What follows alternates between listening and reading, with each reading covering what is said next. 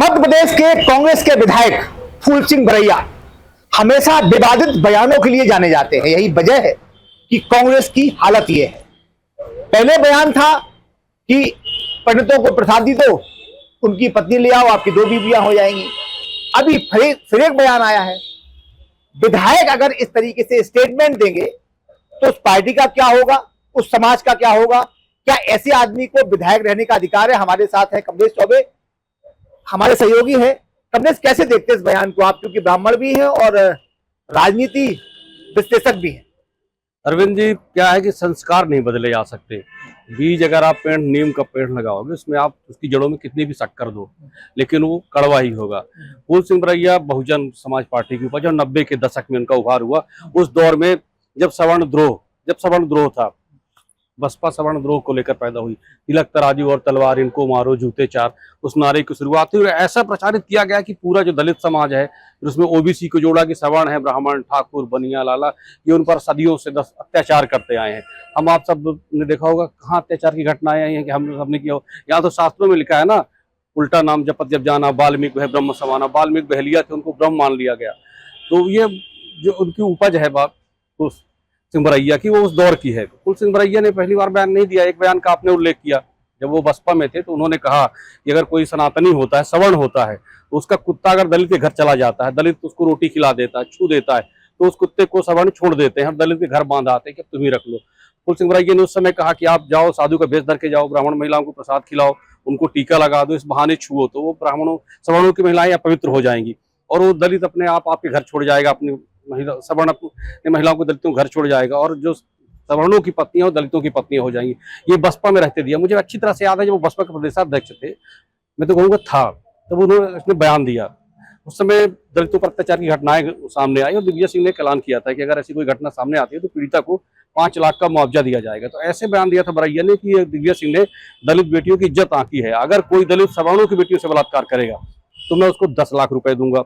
2 दिन पहले उसने कथावाचक पंडित धीरेन्द्र शास्त्री की बहन को लेकर टिप्पणी की। उसने कहा कि बागेश्वर महाराज है, धीरेन्द्र शास्त्री जो है वो घूमता है, सनातन का ठेका लेता है, लेकिन उसकी बहन मुस्लिम के यहाँ रह रही है, मुस्लिम के साथ रह रही है। बिल्कुल झूठा बयान था। उनकी एक बहन है, वहीं पास के गांव में ब्राह्मण को ब्याही है।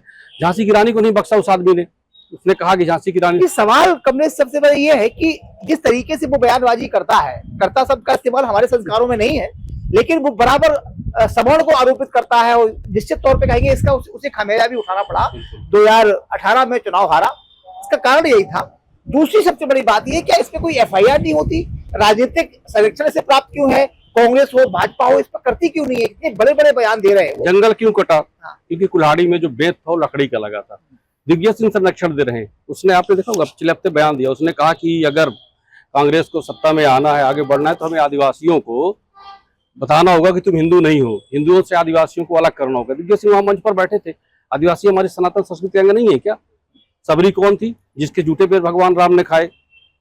किरात के रूप में भगवान सूर्य, हम अपने शास्त्रों की बात कर रहे हैं। किरात के रूप में भगवान सूर्य अर्जुन को दर्शन दिए, वो भी तो आदिवासी थे। तो इस तरह का बयानबाजी कर रहा है कि आप आदिवासियों को, आदिवासी हिंदू ही नहीं, उनको हिंदुओं से अलग करो। दिग्विजय सिंह सुनते हैं। दिग्विजय सिंह का सा है, दिग्विजय सिंह ने जो भोपाल डिक्लेरेशन पार्ट 2 का ऐलान किया है, उस समूह के कर्ता धर्ता बरैया है। जब सवर्ण नेताओं का ही संरक्षण मिलेगा, आज आपने देखा इंदौर में राहुल गांधी जीतू पटवारी के साथ वो कदम ताल कर रहा है, उसको राजनीतिक संरक्षण मिला है और इस मामले में भाजपा कम नहीं है। आपने देखा, मुझे ये लग रहा है जैसे जिस तरीके से हम बराबर, इससे पहले भी चर्चाएं हमारी हुई है, संतोष वर्मा के बयान को लेकर हुई है, इससे पहले और भी बयान को लेकर हुई है, सरकार भाजपा कुछ बोलने के मूड में नहीं है। क्या दलित वोट बैंक की राजनीति हो रही है? मैं वही कहना चाहता था कि भाजपा कांग्रेस दोनों एक है। आपने देखा संतोष वर्मा ने रावण बेट्टू पर टिप्पणी की, क्या कार्रवाई हुई उस पर? जब दिल्ली के दबाव में उसको सस्पेंड कर दिया गया, लेकिन क्या उस तरह का विरोध हुआ? क्या बरैया का विरोध हो रहा है? 17% के लगभग जो दलित वोट है, वो दलित वोट की लालच है भाजपा को भी, कांग्रेस को भी। सवर्णों को लगता है सवर्ण राष्ट्रवाद के नाम पर, हिंदुत्व के नाम पर, पार्टी के नाम पर वोट दे देता है, और ये जो दलित वोट है, ये अगर नाराज हो गया तो रूठ जाएगा, हमारा नुकसान हो जाएगा। ये एकजुट भी हो जाता है। ये अक्सर देखा होगा, चाहे वो अम्बेडकर के नाम पर ले लो, ग्वालियर में जिस तरीके से चल रहा है, और ग्वालियर संभाग में ये भी आते हैं, दतिया से आते हैं, भांडेर से विधायक हैं, तो ये सारी पॉलिटिकल जो प्रोसेस है वो ग्वालियर संभाग में क्यों होता है? फूल सिंह बरैया वहीं से आते हैं, चंद्रशेखर आजाद भी वहीं पर घूम रहे हैं। और सबसे बड़ी बात ये, दलितों को एकजुट करने का वो बिल्कुल ये लग रहा है कि ग्वालियर अंचल को एक सौंप दिया गया है कि चंद्रशेखर आजाद भी वहीं से आते हैं, आबादी ज्यादा है, दामोदर यादव भी वहीं से। आबादी ज्यादा है। मालवा में निर्णायक वोट नहीं है दलित, वहाँ कौशल में बहुत निर्णायक नहीं है, मध्य भारत में निर्णायक नहीं है, लेकिन विंध्य और बुंदेलखंड, यूपी से लगी पूरी पट्टी है, विंध्य से बुंदेलखंड तक की, और विंध्य से ग्वालियर चंबल अंचल तक, और बहुत हद तक बुंदेलखंड भी यूपी टच कर रहा है। यूपी टच कर रहा है। और वो जो राजनीति है, जो राजनीतिक मंडल बनाम का मंडल के 90 के दशक में शुरू हुई, सवर्ण बनाम दलित की, सवर्ण बनाम ओबीसी को असर करती है उस बेल्ट में, और वहाँ का वोट एकजुट है, इसलिए वहाँ इस तरह की बयानबाजी होती है, वहाँ इस तरह के नेता तैयार होते हैं, और दोनों पार्टियां साथ दे रही हैं। ऐसा नहीं है कि दलित वोट करना क्या चाहिए? देखिए, हमने बहुत सारे बयान सुने, हमारे दर्शकों ने भी सुने, इसका कांग्रेस क्या है? कांग्रेस नेताओं को विरोध करना चाहिए। आज मुख्यमंत्री मोहन यादव ने कहा है कि फूल सिंह बरैया को बाहर करना चाहिए। अगर कांग्रेस नेता बयान नहीं करेगा, करना पड़ेगा कांग्रेस को, क्योंकि चुनाव का वक्त नहीं है। ऐसा नहीं है कि सवर्णों की ताकत का इजहार नहीं होता। आपने देखा होगा फूल सिंह बरैया की हैसियत क्या है। सैम पित्रोदा, जो कांग्रेस का थिंक टैंक कहा जाता है, जब उसने बयान दर्ज किया 2018 में यही हुआ था, तो उसको बाहर करना पड़ा।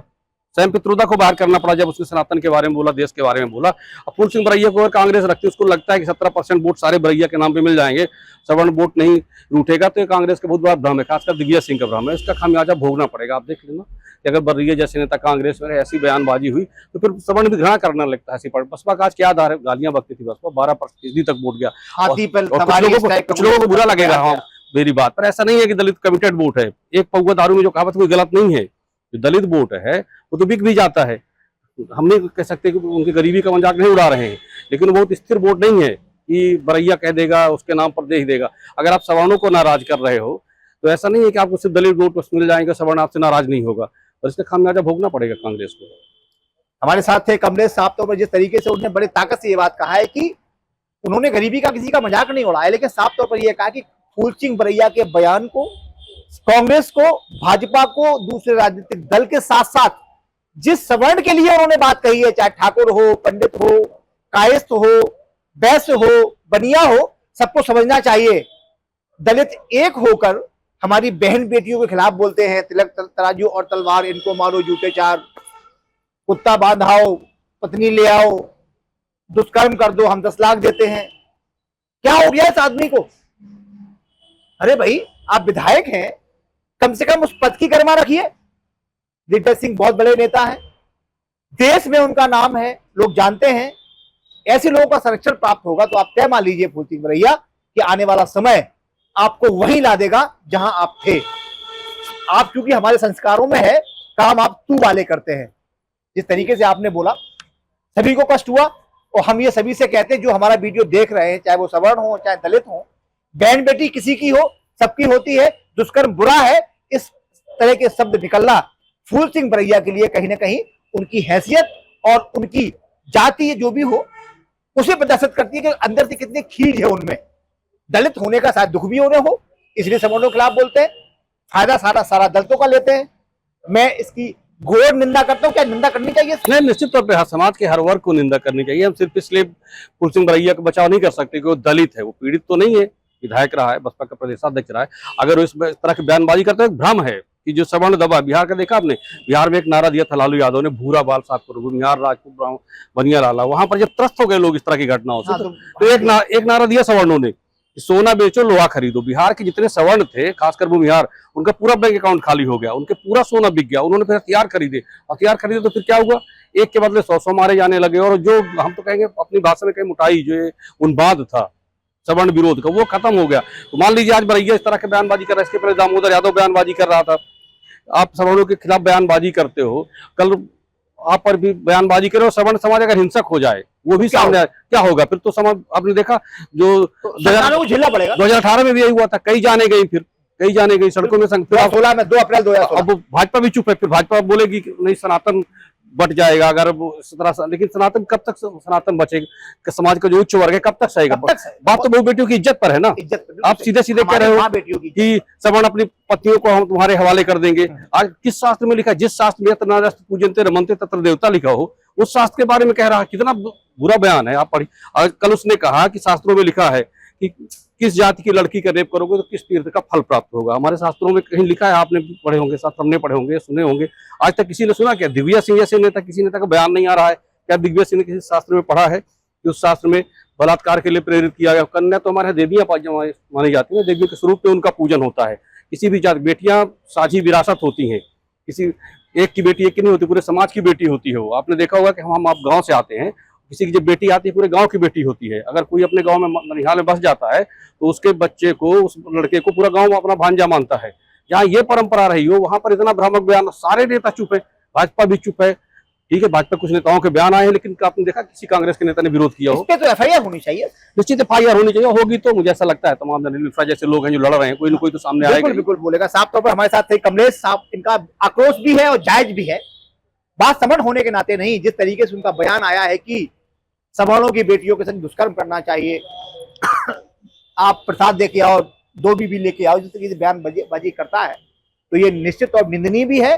और इस पर एफआईआर होनी चाहिए और सरकारों को, जो सरकार है भाजपा सरकार, उसे संज्ञान लेना चाहिए, साथ में कांग्रेस को संज्ञान लेना चाहिए। ऐसे अगर विधायक होंगे तो आप तय मान लीजिए कि अभी 20-25 साल हुआ है सरकार मध्य प्रदेश में नहीं बनी है, 15 महीने की बनी थी। अगर ये बराबर बयानबाजी आपके नेता करते रहे तो आप तय मान लीजिए कि अब 25-50 साल ये सरकार आने वाली नहीं है। नमस्कार।